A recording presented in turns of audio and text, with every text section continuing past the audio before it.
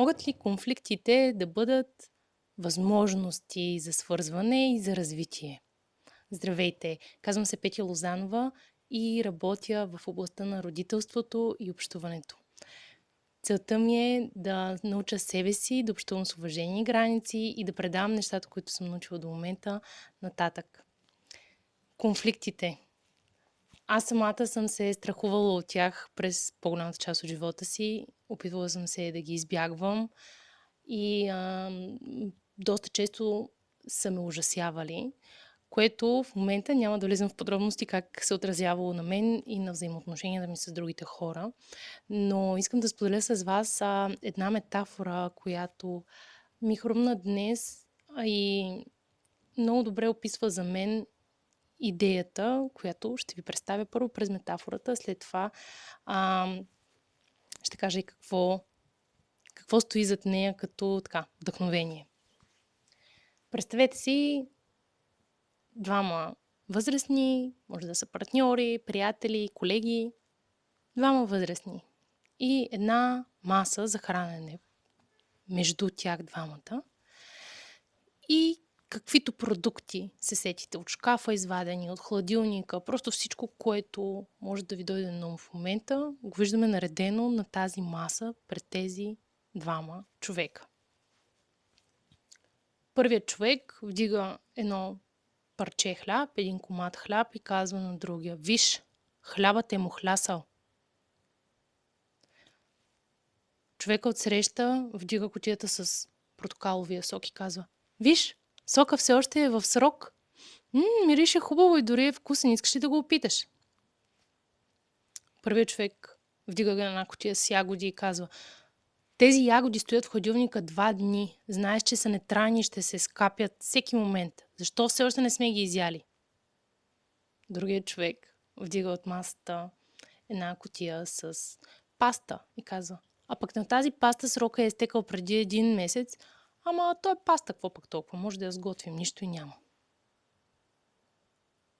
Първият човек държи в ръката си комат хляб, който се е скапал, който е му хлясал, и едни ягоди, които са на път да се скапят. И си представете как започва да си ги трупа тук. Посяга към масата и вдига нещо друго. Казва: ето това го купи ти, виж, никой не го яде, и гребната е само една лъжичка и накрая ще го изхвърлиш. И можем да си представим, че тази сцена продължава, докато не минат през всички продукти, които са на масата. Всеки си говори за това, което в момента не го притеснява или пък вдъхновява, това, което преживява сега в момента. И никой не чува другия, никой не се свързва с другия. Тази метафора с масата и с хранителните продукти за мен е свързана с конфликтите, когато познаваме някой, вече имаме, така да се каже, история заедно. И единият човек споделя проблем, който има с другия в общуването или в нещо, което се случва вкъщи или на работа. Другия не го валидира, не отразява това как се чувства приятелят му или колегата му в момента и споменава друга ситуация, в която нещата са се развили благоприятно, всички са били щастливи. Сока, портокаловия сок все още е в срок. И тогава първият човек, бидейки неразбран, не чут, не валидиран, вдига от масата или вади от чантата или от спомените си друг спомен, с който да подсили своята емоция и да каже: ето и тогава, когато ходихме еди си къде си, пак стана така. И имаме едно прехвърляне на топката от единия към другия и липсва разбирането, липсва виждането, липсва връзката. Какво мога да посъветвам себе си на първо място и всеки, който е стигнал до това видео,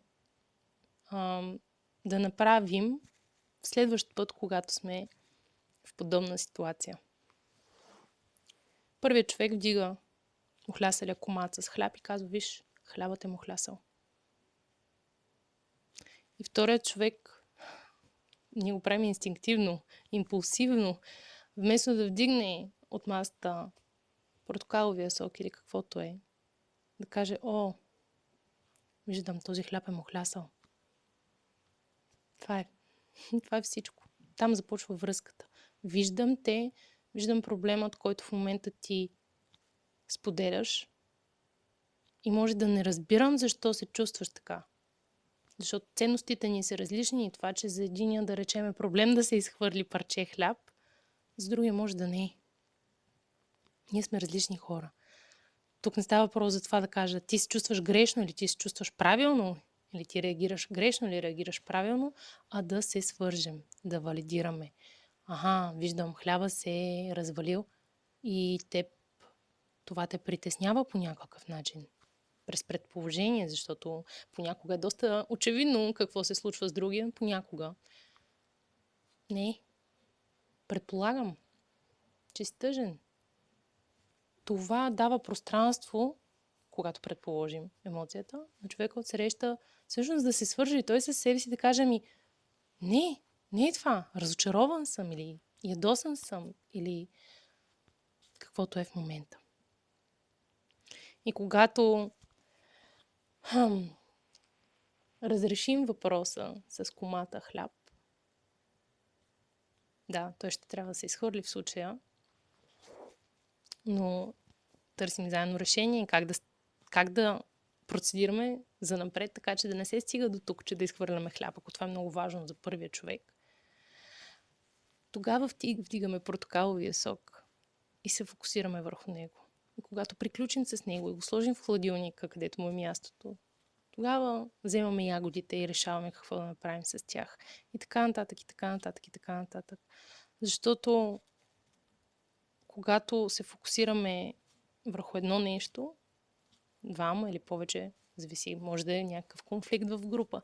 Когато се фокусираме върху едно нещо, много по-вероятно да го разрешим с общите си усилия и тогава можем да пристъпим към другите неща. Когато съм фокусирана върху себе си и искам да ме видят мен, то се получава малко, седят двамата в двете страни на масата и всеки казва аз. Единият трябва, не харесвам тая дума, но да, единият от двамата трябва да чуе първо другия, за да стане връзката. И след това обратното. Първия да чуе втория и после обратното. Понякога, когато имаме конфликти, особено с близките ни, имаме нужда от подкрепа, от външен човек, който да ни слуша. Първо единия, после другия, за да може всеки един от нас да се е почувствал чут и приет с това, което носи. И след това да търсим решение заедно. Между другото, работим много добре и с децата. Преди, може би, 2-3 седмици имахме ситуация, която ще ви разкажа, защото на мен този подход страшно много ми помага и ми е любопитно вие какво ползвате в такива моменти и дали сте склонни да опитате това, което сега ще споделя. Прибирахме се към вкъщи, големият ни син си беше поръчал да му купим нещо, нямаше търпение да се качи в къщи, да го разопакова и каза, сега, като се приберем и ще си разпаковам поръчката. На което малкият каза, и аз ще седна и ще те гледам. И големият каза, не. И аз тогава си казах, аз в тази ситуация, която е в момента, няма да се кача горе, защото знам какво ще стане. Ще има, аз не те искам, аз искам само да гледам. И така, казвам си, аз преди да разрешат тези двамата ситуацията, не се прибирам. Слязахме от колата, да не това нещо продължи. Аз казах, елате сега тук малко. Ето ви ключа на колата, това е микрофонът. Децата ми са на 4,5 и на 7.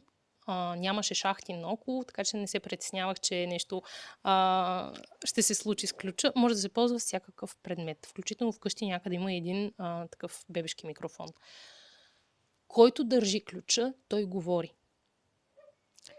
Дадох го първо на единия, вече не си спомням на кой, да кажем, че съм го дала първо на големия син и казвам, ти какво искаш? Аз искам да се кача горе и да си разпаковам пратката без брат ми да ме гледа. Малкият тръгва да говори, аз му правя знак да изчака. С ръка. Казвам, сега ще ти дам ключа. И питам обратно големия. Ти искаш да се качиш горе и да разопаковаш без брат ти да те гледа? Да. съгласна ли съм аз в този момент с решението на големия ми син, с неговото желание? Не. Това, което аз правя в момента, което аз направих в този момент, беше да се уверя, че съм го чула по начина, по който той би искал да бъде чут. И това на него му дава усещане за значимост. Аз съм чут и видян с моите желания и нужди в момента. След това взех ключа за колата, го дадох на малкия, казвам, ти какво искаш? Ами аз искам да гледам. При което пък големия тръгна да възразява. Аз не му направих стоп, момент. Сега ще ти върна ключа. Кажи, Петър. По този начин няколко пъти направихме интервю с всеки един от тях, докато накрая взеха решението как ще се случат нещата, че Петър ще седне на дивана, Мити ще седне на пода. Минахме през това, през предложението на Димитър, той да седне с гръб към дивана, Петър да седи на дивана. В смисъл не се даде лесно, Мити, с което аз съм окей. Целта ми не беше да го убеждавам в това да позволи на малкия си брат да гледа. Целта ми беше да им дам пространство, всеки един от тях да се почувства чут и разбран и всеки един от тях да предложи, т.е. да търсят решение, problem solving, което да удовлетворява всички ни. Решиха, че малкият ще седне на дивана и няма да пипа нищо. И понеже си познавам децата, преди да тръгнем, нали, те вече тръгнаха, взели са решение, съгласни са и двамата, тръгват. Аз казвам, стоп, сега е мой ред да говоря. Нали, до този момент беше между тях двамата. Сега, аз какво чух? Вие се разбрахте. Това и това. Аз какво да направя, ако вие двамата се скарате? Ако някой от вас не си изпълни обещанията по точките, които се разбрахте? Няма отговор. Какво да направя аз?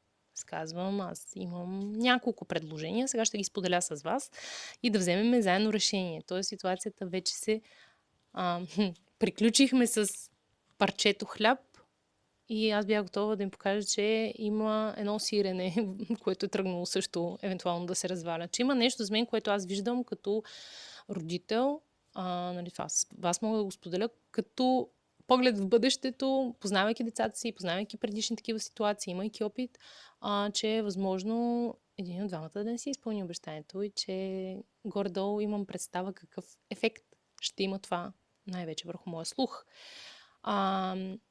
Но и от друга страна, аз също съм участник в тази ситуация. Като се приберем вкъщи, аз ще бъда участник в тази ситуация по някакъв начин. Искам да се уверя, че ще мога аз да бъда спокойна и имам решение.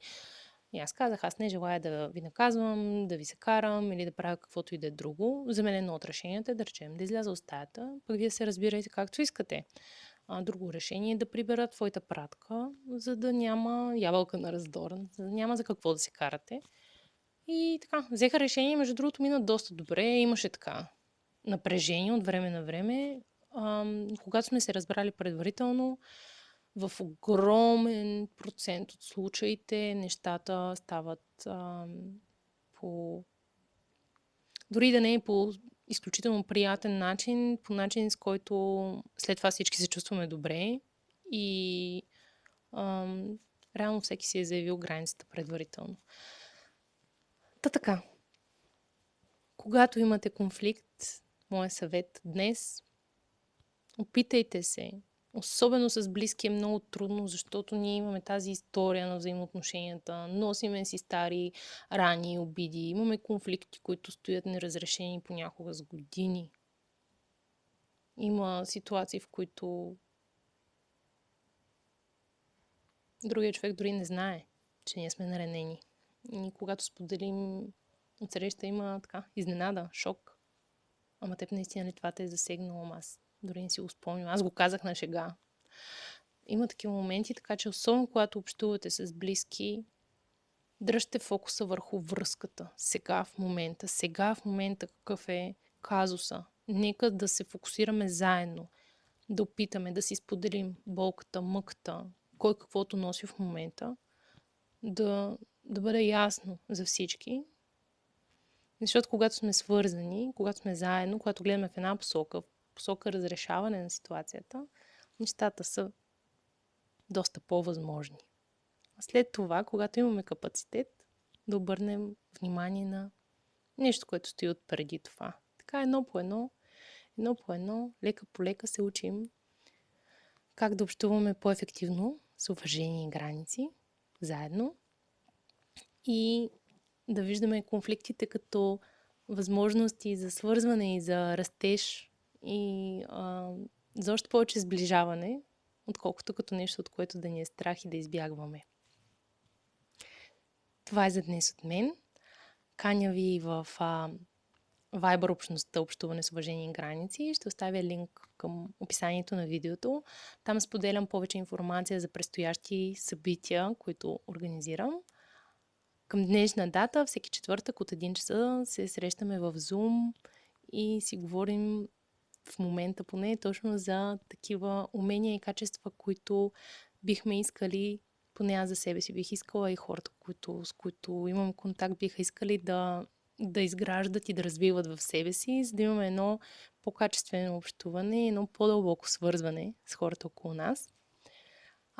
Подробности за предстоящите срещи, тъй като в момента е края на май месец, подробности за предстоящите срещи ще споделям в Viber канала. Може да ме последвате в Facebook и Instagram, където също споделям важни и интересни за мен въпроси, теми, размисли и предстоящи интересни неща, които се случват около мен.